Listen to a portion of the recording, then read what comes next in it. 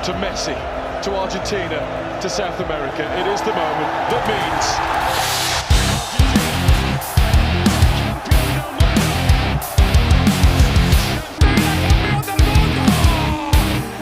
Penguasa benua Amerika, episode Argentina.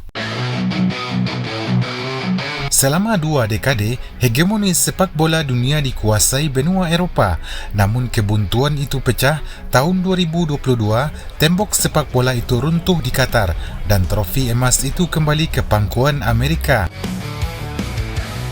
Sekarang di tahun 2026, dunia sedang menyaksikan skenario yang jauh lebih sistematis bagi para tamu dari sebarang samudra. Saat tim-tim Eropah datang dengan koper penuh teori, benua Amerika sudah menyiapkan tactical trap, anomali iklim yang menguras fisik, atmosfer stadion yang mengintimidasi, dan barisan gladiator yang siap mengubur dominasi UEFA. Pembahasan kali ini dan berikutnya akan membedah secara teknikal 10 kekuatan utama yang diprediksi akan menjadi kekuatan benua Amerika untuk mempertahankan trofi emas untuk tetap berada di benua Amerika.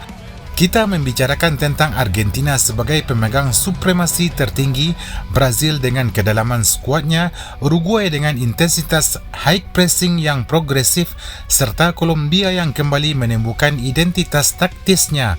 Tidak ketinggalan, blok pertahanan rendah dari Ekuador dan Paraguay, kekuatan regional Panama, hingga trio tuan rumah Amerika Serikat, Meksiko dan Kanada yang memegang keunggulan absolut dalam adaptasi medan. 10 negara ini akan kita bedah melalui parameter nilai pasar, rekor kualifikasi, hingga analisis profil pemain yang akan menjadi kunci penghancur titik lawan. Juara bertahan Argentina. Kita mulai dari sang penguasa tahta Argentina. Saat ini, mereka adalah mesin kemenangan paling stabil di peringkat 1 FIFA di bawah arsitek taktis Lionel Scaloni. Secara valuasi, skuad ini memiliki nilai pasar menembus 13,1 triliun rupiah, sebuah angka yang mencerminkan kualitas pemain kelas elit di setiap lini. Dominasi mereka di kualifikasi CONMEBOL bukan sekadar keberuntungan. Memuncaki klasmen dengan 38 poin, mencetak 31 gol dan hanya kebobolan 10 kali adalah bukti dari struktur pertahanan yang sangat organis. Secara teknikal, Scaloni menerapkan sistem yang sangat cair, mengandalkan lini tengah dengan nilai pasar tinggi di mana para pemain mereka kini berada di usia puncak 25-28 tahun, memberi keseimbangan antara ball retention dan transisi negatif yang sangat disiplin. Semua kemewahan skuad ini tidak akan berarti tanpa tangan dingin Lionel Scaloni, arsitek yang mengubah skeptisisme publik menjadi pemujaan taktis. Scaloni bukan pelatih yang terjebak pada satu dogma kaku. Ia adalah seorang taktikal chameleon. Kelebihannya terletak pada kecerdasan membawa gameplay lawan dan melakukan adjustment ekstrim di tengah laga. Di bawah arahannya, Argentina tidak lagi bermain tentang identitas, tapi tentang solusi. Dengan ketenangan yang nyaris dingin di pinggir lapangan, Scaloni berhasil menciptakan harmoni antara pemain senior dan talenta muda, memastikan transisi generasi tubuh Abi Caleste berjalan tanpa guncangan teknis sedikit pun. Secara teknikal, Argentina seringkali memulai laga dengan format 4-3-3 atau 4-4-2, namun angka ini hanyalah formalitas di atas kertas. Di lapangan mereka menggunakan sistem formasi cair. Saat fase attacking, struktur mereka secara agresif bertransformasi menjadi 3-2-5 atau bahkan 3-1-6. Salah satu fullback, biasanya Nahuel Molina, akan meledak naik untuk memberikan width di sisi luar, sementara bek kiri akan bergeser ke dalam memperkuat poros pertahanan. Struktur dinamis ini menciptakan overload di lini tengah yang mematikan, memberikan ruang absolut bagi Lionel Messi untuk mengeksekusi killer pass dari area half space. Senjata rahasia yang paling ditakuti dari sistem Scaloni adalah kecepatan transisi formasinya. Saat kehilangan penguasaan bola, Argentina dengan kilat berubah menjadi blok pertahanan 4-4-2 yang sangat kompak. Transisi negatif mereka dikomandoi oleh Rodrigo de Paul yang bertugas sebagai mesin penghancur untuk mematikan counter-attack lawan sejak dari lini tengah. Keampuan transisi ini terbukti lewat statistik kualifikasi. Mereka sangat jarang memberi celah bagi lawan untuk melepaskan tembakan bersih ke gawang. Fleksibilitas inilah yang membuat Argentina mustahil untuk dipetakan. Mereka bisa mencekik lawan dengan high pressing yang intens, namun juga bisa bermain sangat pragmatis dengan pertahanan berlapis yang frustasi. Namun, efektivitas sebuah skuad tidak diuji saat mereka menang mudah, melainkan saat mereka dipaksa bermain di luar zona nyaman. Banyak kritikus meragukan apakah Argentina masih memiliki ketajaman saat menghadapi tim dengan blok pertahanan rendah yang ekstrim.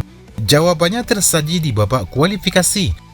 Saat bertamu ke markas tim-tim yang menerapkan parkir bus disiplin, Argentina tidak lagi terjebak dalam penguasaan bola yang steril.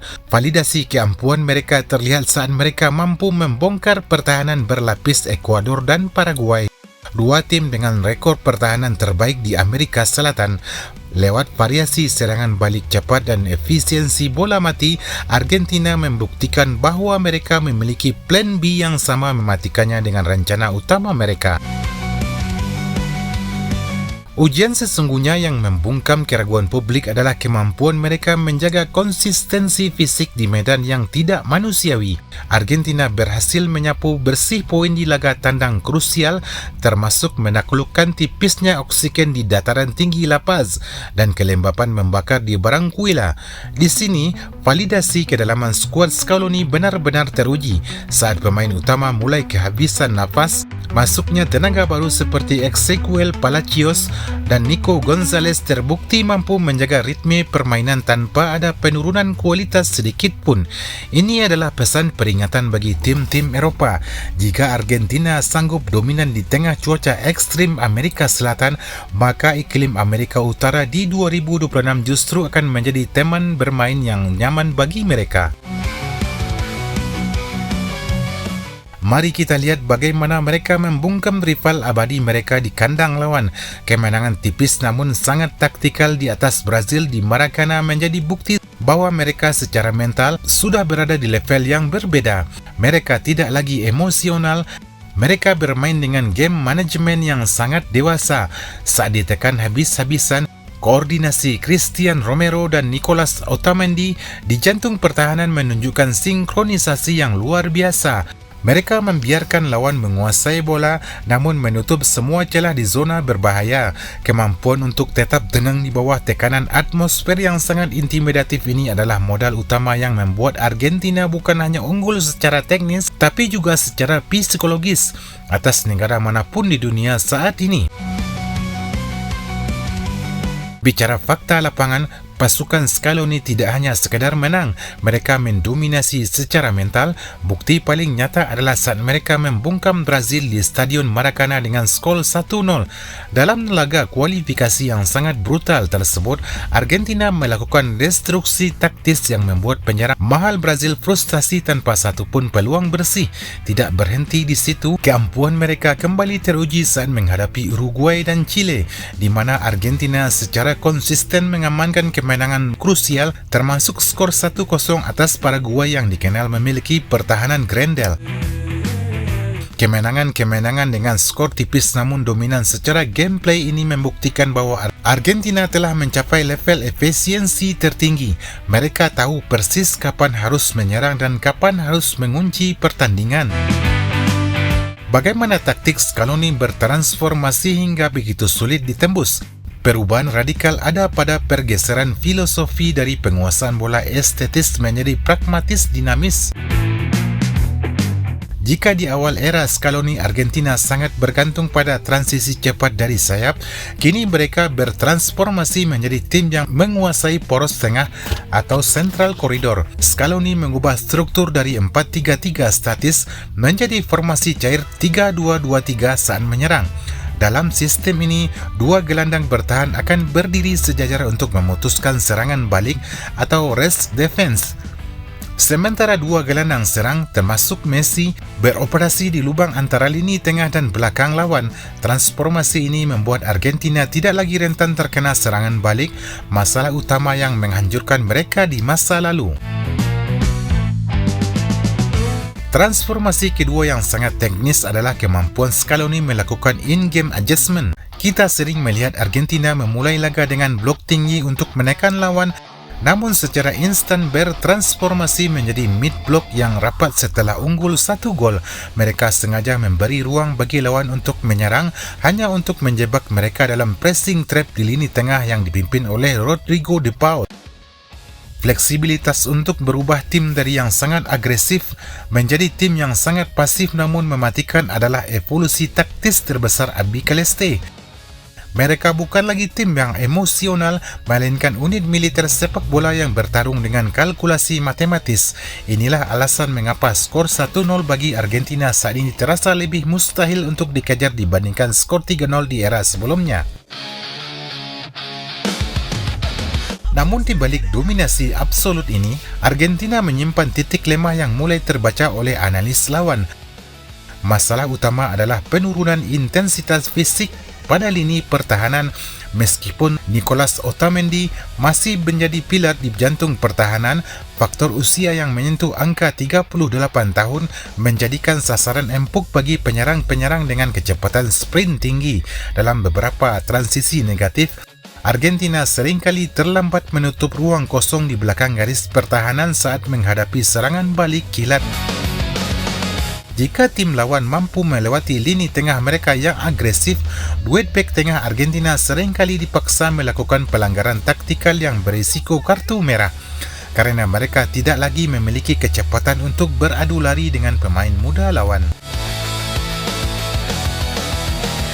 Secara taktis, muncul anomali baru yang disebut statistika statis. Meski Argentina kini lebih kolektif, mereka tetap memiliki ketergantungan pada Lionel Messi dalam fase final third. Saat Messi bertransformasi menjadi deep lying playmaker, pergerakan tim cenderung melambat untuk menunggu visinya. Tim lawan yang menerapkan sistem man-to-man marking yang ketat atau zonal marking yang rapat terhadap Messi terbukti mampu membuat aliran serangan Argentina menjadi steril. Tanpa Messi yang berada dalam kondisi puncak, kreativitas Argentina seringkali buntu, memaksa mereka melakukan umpan-umpan lambung spekulatif yang mudah dipatahkan oleh bek-bek Eropa yang memiliki keunggulan postur tubuh. Titik lemah teknis lainnya adalah defisit postur dalam duel udara. Rata-rata tinggi badan pemain utama Argentina, terutama di lini tengah dan bek sayap, berada di bawah rata-rata tim-tim elit Eropa seperti Jerman atau Prancis. Fakta ini sering dieksploitasi lawan melalui skema set piece atau umpan silang jauh long diagonal balls. Di babak kualifikasi, meski jarang kebobolan, Argentina terlihat sangat kesulitan saat ditekan dengan strategi bola-bola atas. Jika lawan mampu memaksa Argentina bermain dalam skema fisik yang mengandalkan duel udara secara konsisten, struktur pertahanan mereka mulai menunjukkan retakan koordinasi. Inilah celah terbesar yang bisa menjadi pintu masuk bagi tim lawan untuk meruntuhkan dominasi mereka di 2026 nanti. Namun di atas semua angka triliunan rupiah dan kejeniusan taktis Scaloni ini, ada satu lawan yang belum pernah bisa ditaklukkan oleh negara manapun dalam 60 tahun terakhir. Semenjak Pele membawa Brazil juara dunia berturut-turut pada tahun 1958 dan 1962, belum ada satupun negara yang mampu mempertahankan trofi emas ini di edisi berikutnya. Argentina kini berada di hadapan kutukan yang telah menghancurkan banyak dinasti sepak bola. Menjadi juara bertahan seringkali menjadi beban beracun. Skuad yang sama membawa anda ke puncak dunia biasanya akan mengalami erosi motivasi, sebuah kondisi psikologis di mana rasa lapar akan gelar mulai memudar setelah mereka meraih segalanya. Pertanyaannya, apakah Scaloni sanggup menjaga api itu tetap menyala saat perut para pemain sudah kenyang dengan trofi? Secara teknikal, kutukan juara bertahan seringkali terjadi kerana adanya stagnasi taktis. Tim juara cenderung terjebak pada formula lama yang membawa mereka menang di masa lalu, sementara dunia memiliki waktu 4 tahun untuk membedah, menganalisis dan mencari antitesis dari permainan mereka. Kita melihat bagaimana Perancis, Spanyol hingga Jerman hancur di edisi berikutnya kerana gagal melakukan regenerasi radikal. Argentina saat ini berada di persimpangan jalan yang sama. Jika Scaloni terlalu emosional untuk memarkir para veteran di 2002 yang sudah mulai melambat, maka sistem formasi cair mereka akan berubah menjadi statis dan mudah diprediksi. Kutukan ini bukan sekedar mistis, melainkan hasil dari kelelahan mental dan kegagalan beradaptasi terhadap revolusi taktik lawan yang terus berkembang. Selain itu, ada faktor target operasi. Sebagai juara bertahan dan pemuncak peringkat 1 FIFA, Argentina kini memiliki target di panggung mereka. Setiap tim yang menghadapi mereka akan bermain dengan intensitas 200%, sebuah motivasi ekstra untuk menumbangkan sang raja. Tekanan konstan ini ditambah dengan ekspektasi publik yang tidak menerima hasil selain juara, seringkali menciptakan mental fatigue yang luar biasa. Sejarah telah membuktikan bahawa mempertahankan takhta jauh lebih sulit daripada merebutnya. Jika Argentina gagal mematahkan kutukan 60 tahun ini, mereka hanya akan menjadi barisan angka lain dalam daftar panjang raksasa yang tumbang di bawah beban mahkota mereka sendiri. Jika kita menarik benang merah dari seluruh pembahasan ini, Argentina datang ke Amerika di tahun 2026 bukan lagi sebagai tim yang mencari identitas, melainkan sebagai sebuah unit tempur yang sudah mencapai tingkat kematangan absolut. Dengan valuasi skuad 13,1 triliun rupiah, mereka memiliki keseimbangan yang langka dalam sepak bola modern. Mereka punya teknis selevel Eropah, namun memiliki ketangguhan fisik dan mentalitas jalanan khas Amerika. Transformasi Lionel Scaloni dari seorang pelatih debutan menjadi arsitek taktis yang mampu mengelola sistem formasi cair telah memberikan Argentina perlindungan berlapis terhadap berbagai gaya main lawan. Dari data dan fakta, sulit untuk membantah bahawa secara organisasional Argentina adalah tim dengan struktur paling stabil di dunia saat ini. Bicara soal peluang, secara matematis dan berdasarkan rekor kualifikasi yang dominan, Argentina berada di posisi top tier contender dengan probabilitas melaju ke semifinal yang sangat tinggi, berada di kisaran 75 hingga 80%. Faktor iklim Amerika Utara yang sudah menjadi makanan sehari-hari bagi fisik mereka serta kedalaman bangku cadangan yang minim ketimpangan menjadi garansi bahawa mereka tidak akan mudah tumbang oleh kelelahan turnamen. Namun variabel X tetaplah sang kutukan sejarah. Peluang mereka untuk mematahkan kutukan 60 tahun dan menjadi juara berturut-turut sangat bergantung pada suatu hal: keberanian Scaloni untuk tetap pragmatis dan melakukan rotasi ekstrim pada pilar senior jika intensitas pertandingan mulai melampaui batas fisik mereka. Pada akhirnya, Piala Dunia 2026 akan menjadi panggung pembuktian terakhir bagi sisa-sisa generasi emas 2002. Argentina memiliki segalanya untuk kembali mengangkat trofi, pelatih jenius, kedalaman skuad senilai triliunan rupiah dan mentalitas juara yang dingin. Jika mereka mampu mengelola ego dan kelelahan mental setelah kenyang dengan gelar, maka 2026 bukan tidak mungkin akan menjadi saksi sejarah baru di mana takhta sepak bola dunia tetap terkunci rapat di Buenos Aires. Argentina telah meletakkan standar yang sangat tinggi dan sekarang beban itu berpindah ke tangan 9 raksasa lainnya untuk mencoba meruntuhkan tembok baja yang dibangun oleh Scaloni.